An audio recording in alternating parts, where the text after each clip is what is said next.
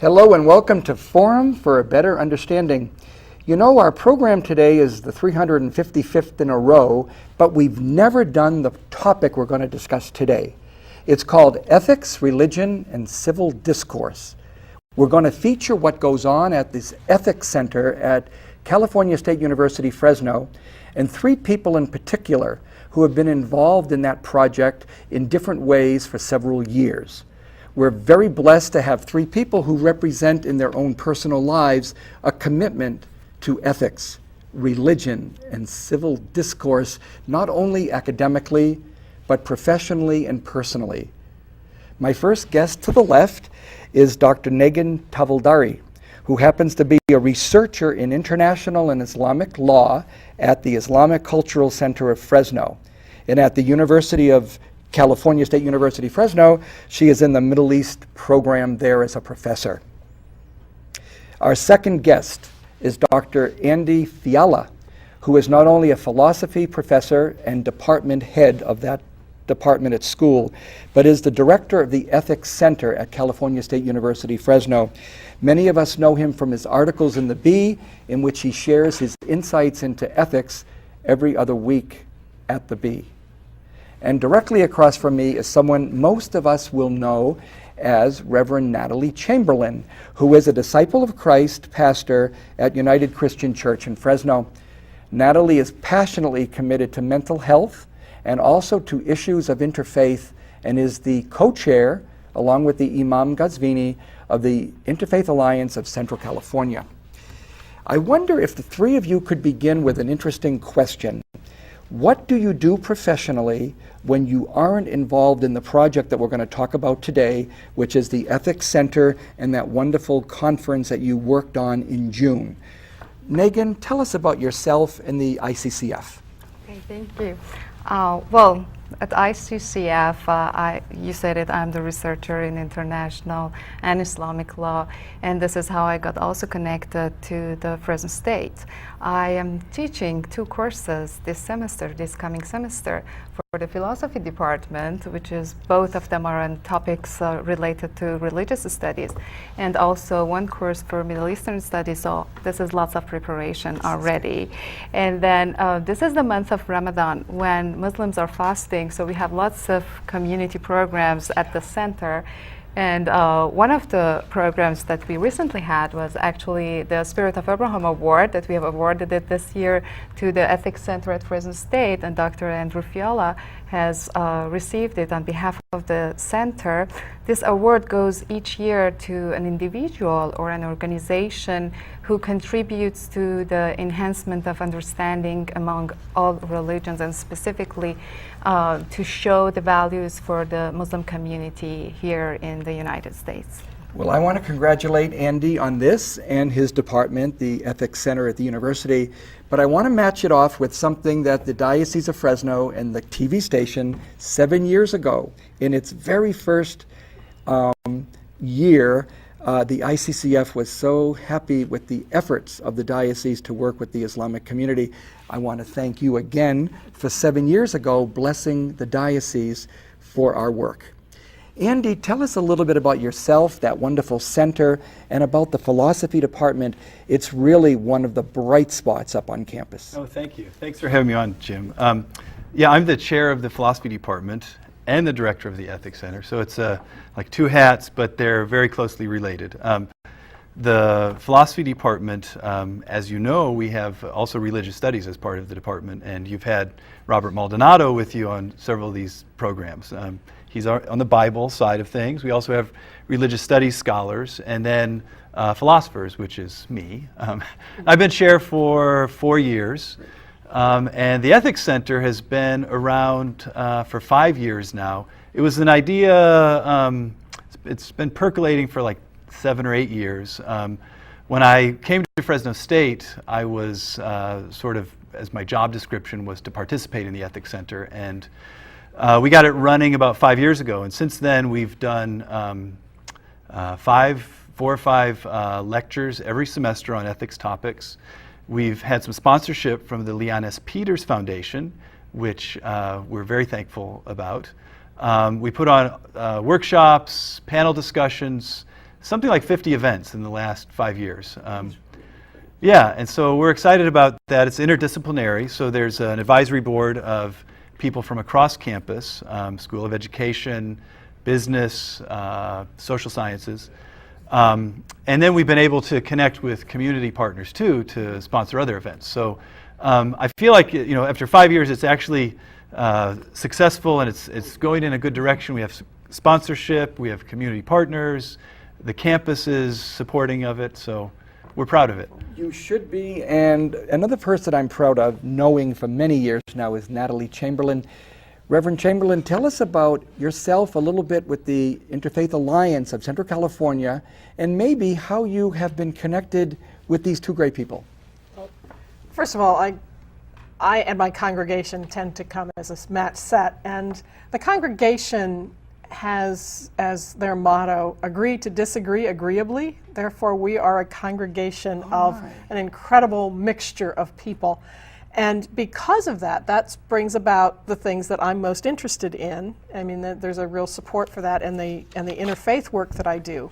And so in that work, I've gotten to know the folks at the Islamic Cultural Center, and Negin especially. And then with the, a couple of years ago, when the Ethics Center was doing their program, got involved with the Interfaith Alliance there. But the Interfaith Alliance really, one of our core values is civility in public discourse, and when the Ethics Center was focusing on civility, that was a place that we really fit in well. And so continuing to try to make the Ethics Center's program more widespread by anything we can do in the interfaith community to you know, tag on to that, to add to the diversity that's part of your program.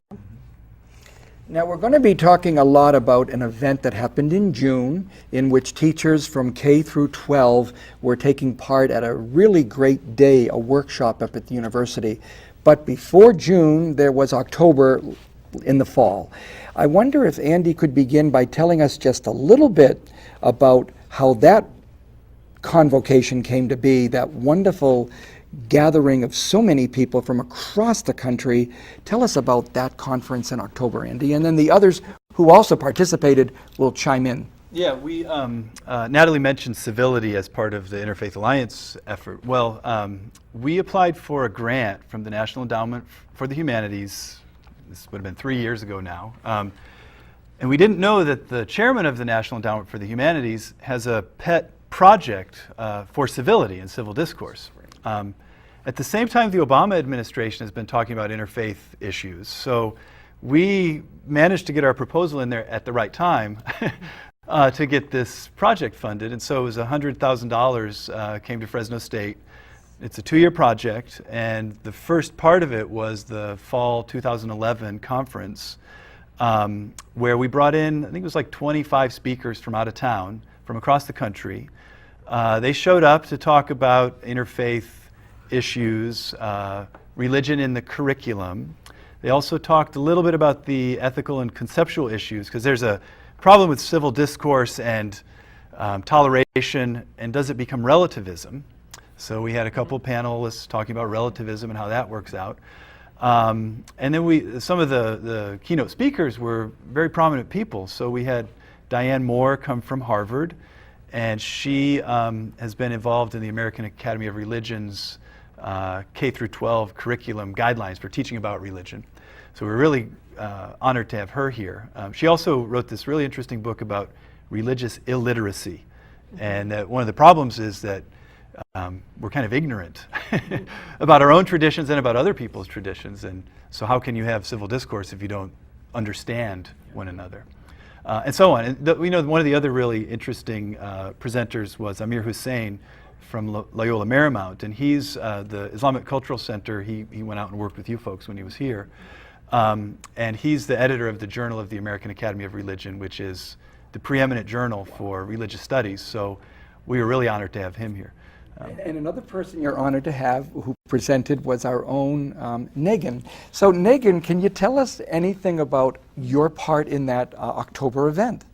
Sure, it was a very small part. Everything, all the credits should go back there. But well, I was just one of the speakers, and then the topic was very interesting for I myself. it's 2.5 years that I've moved to United States. Before that, I was working for the United Nations, 2 agencies back home. And at UN, I have learned that we have to respect for diversity and to appreciate being different from one another. The 3 principles that we are always referring to at UN, at the workplace and in the public was impartiality, neutrality, and humanity, and diversity was a part of it, and also the civil discourse. So I've decided to write to present a paper on diversity in public schools.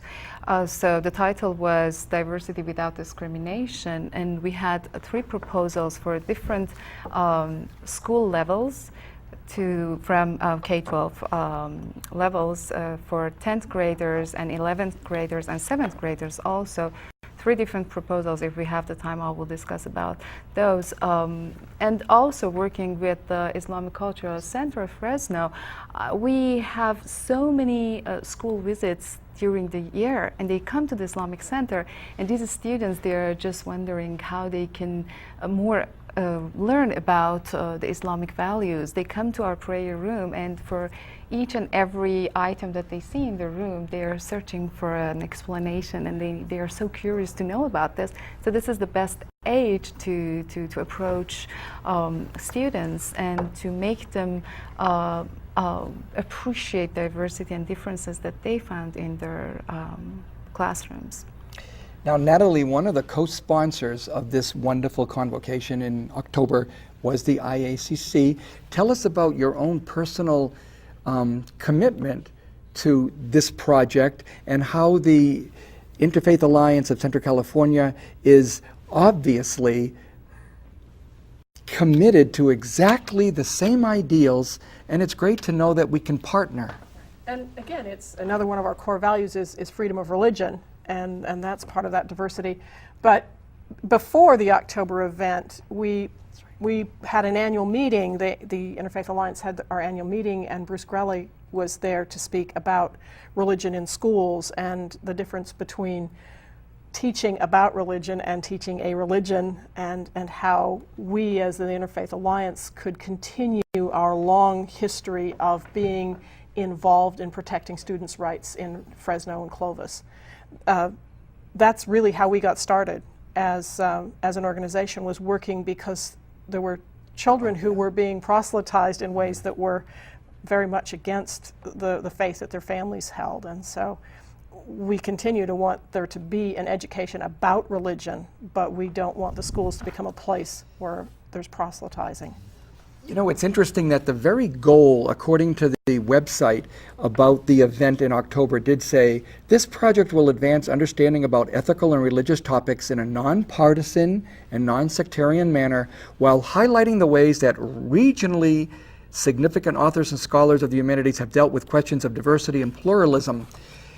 Natalie, would you say that over the years, the work of the Interfaith Alliance has almost been successful to the point that there is a lot less problem in public education at the moment, or is the battle still very much needed as we speak? It is very much needed as we speak. And part of the issue, there are policies and programs in place, but there is still a real stigma for somebody of a minority faith to be seen as the one complaining.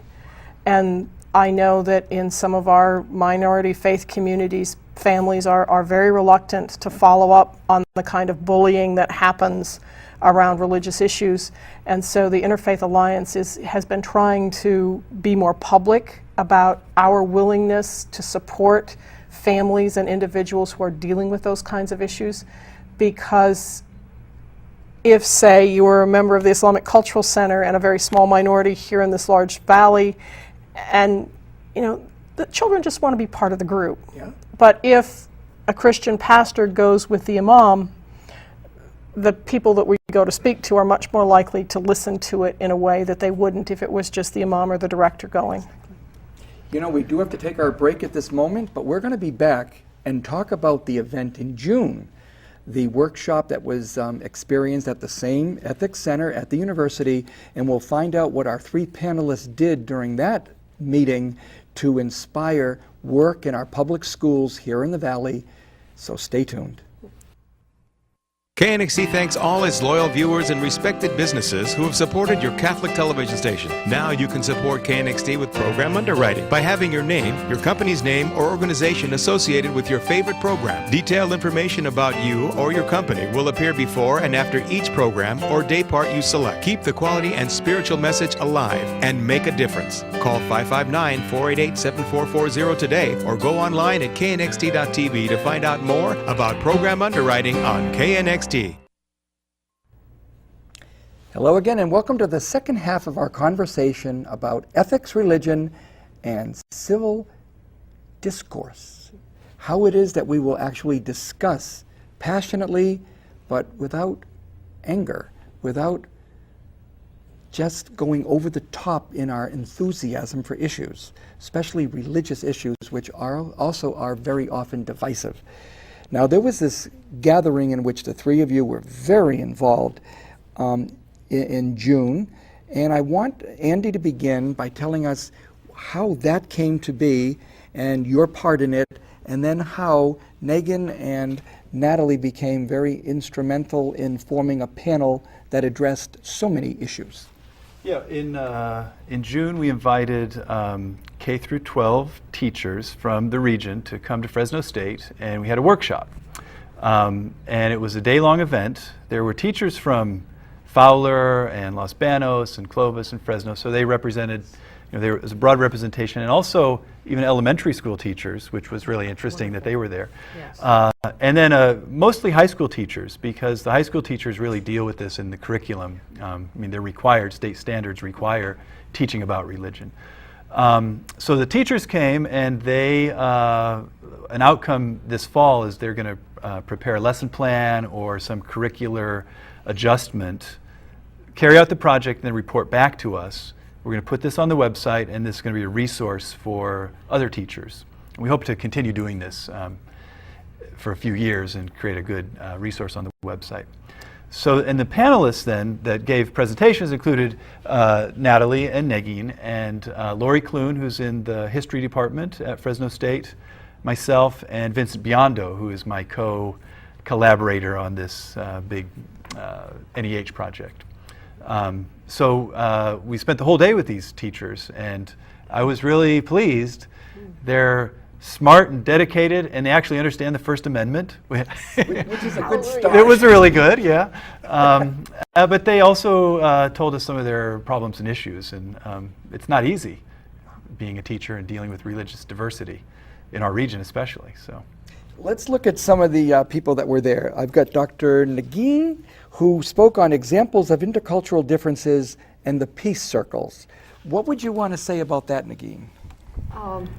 As I said in the proposal, we had 3 didactic models for the K through 12 students, how to be more acceptance towards the issues of diversity. So one of the proposals was about the peace circle. The idea, I shouldn't take credits for that, it's the Fresno Pacific University who has started the Center for Peacemaking and Conflict Resolutions. I got the idea from them, but more or less most of us, we come from these backgrounds where we are used to storytelling.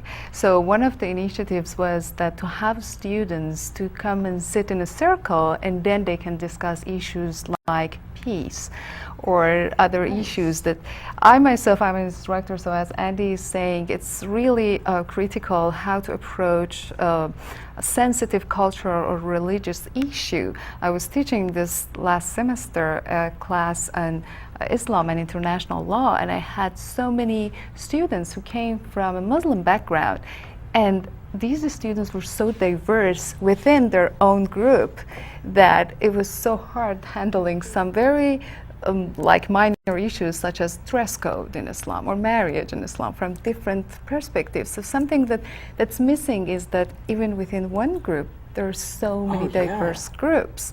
So that was the main goal of my proposal, so that how we can address these differences, and at the same time how to show the commonalities, which are more than these differences between different faith groups and communities. Now, an interesting passage from Negin talking about what she just did, over to Natalie, who is going to be able to tell us from her research and her own experience the diversity that we are privileged to have and challenged to address here in the Valley.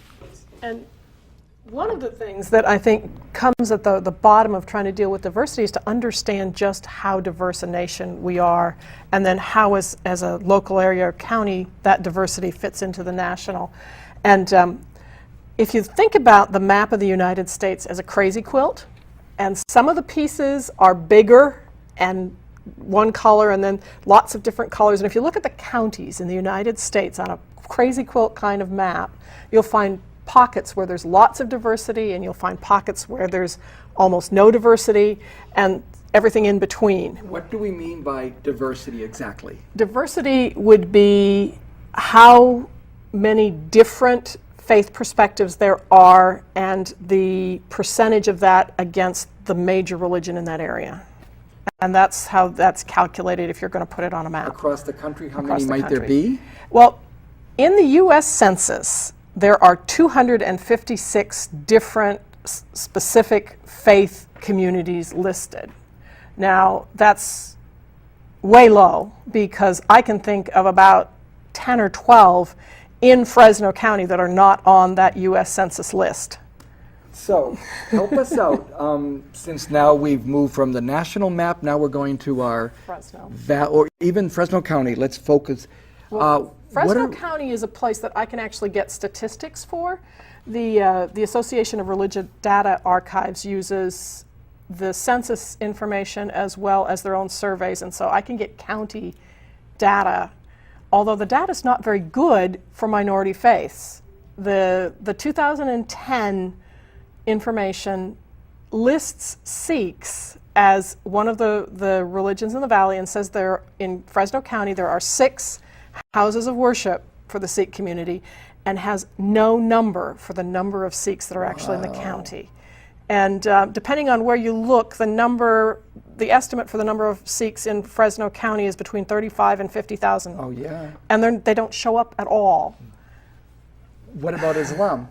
And there are no concrete numbers for Islam. There are 4 houses of worship listed for Fresno County, and an estimate of just under 7,000, but it's an estimate that comes from research done by the Pew Institute. So and Fresno County is not the most diverse county on the California map, but I think part of it is because a lot of our people are not counted. But the other thing is that our numbers are different than the national numbers by quite a lot. In which ways? Well, we only have about half the population that's unspecified. In a lot of parts on the West Coast, that's as high as 80 and 85%. Oh my. In the Christian community, Catholics outnumber all other Christians. In the national numbers in the Christian community, all Christians, Catholics are way outnumbered by the evangelical Protestants. And so just the makeup of what you think would, majority faith would be Christian, but it's not the evangelical Christians that are the majority in Fresno County, it's the Catholics. And the Orthodox make up a larger percentage than they do nationally. So, Andy, you, as chair of this department, sponsored this great event, had these wonderful presentations and others. What were some of the conclusions that you would draw, or what energy do you get, or where do you go next because of finding out all this wonderful discovery and sharing at this meeting? Well, Natalie pointed out that we don't know enough. No, This is the problem, because we did some of the same research of trying to find the demographic data, and it's scattered and it's not clear. It's not. So from the social science standpoint, there's a problem there. And we'd like to be able to contribute to that. One of the goals is we want to have a course on religion in California that my colleague Vince Biondo is going to propose. Nice. Where the demographics would come in and also connected to humanities literature in general, because especially, we've got William Saroyan and all kinds of other, Steinbeck down the street, there's all kinds of interesting authors and ideas that coming from our region. And California has that all over the place. So one of the outcomes is this Religion in California class, but more information too. And then, the other thing we want to do on campus is foster better student self-understanding and interfaith understanding. And Negin's been involved in this this last semester, this interfaith fashion show thing that we did to have people display what they wear as part of their religion. And it's an open venue for people to ask questions. Why do you wear that such and such? So we want to keep contributing to that kind of thing on campus. We only have about a minute, so if I'm very fair, I guess I give everybody 20 seconds. So, Negin, what would be your final thought in about 20 seconds? I will just give a quote from Rumi, who is a Persian poet, and he's considered as a bridge between the faiths. He says that yesterday I was clever, I wanted to change the world. Today I'm wise, I want to change myself. So that's my hope. Thanks to Rumi, who you can't beat Rumi. I mean, the Shakespeare of the Persians. Natalie. In light of the recent shooting in Wisconsin and the Sikh people who died partly because of issues of mental health and partly because of mistaken understanding of faith communities, I just want to say we need to understand one another's faith and live civilly, or we're all going to die. Andy, 10 seconds. Yeah, we need to understand ourselves and each other much better than we do. I want to thank our wonderful panel that is here today from the Center of Ethics up at the university. I want to thank you for watching this program and hope that you are finding in these conversations a chance to become better versed in ethics, in religion, and especially in civil discourse. This is what we hope to do at this station. We hope you're enjoying it, learning from it, and being challenged by it. Till next week, God bless.